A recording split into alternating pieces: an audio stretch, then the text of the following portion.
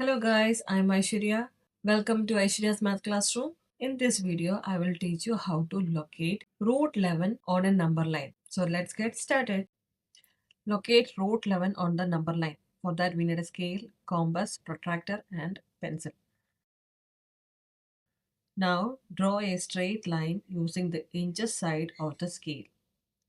From the center to the right side mark 0, 1, 2, 3, 4, 5 and to the left side mark the negative numbers -1, -2, -3, -4 and -5.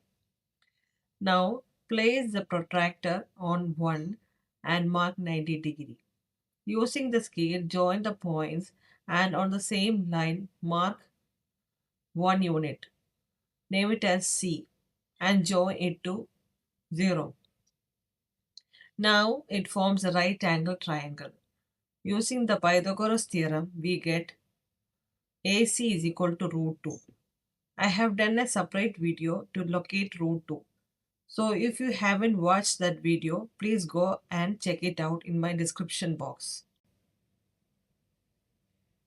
Now place the protractor on the line AC and then mark 90 degree.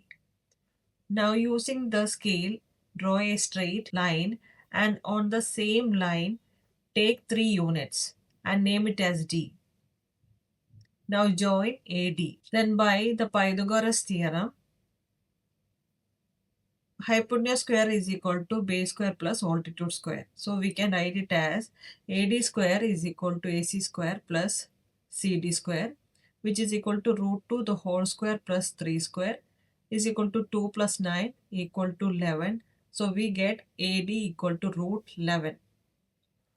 Now to represent root 11 on the number line, take a compass, place it on A and extend to D, then draw an arc.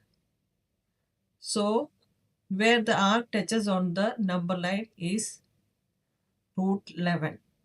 I hope you understood. If you like my video, please do like, share and subscribe. Thank you.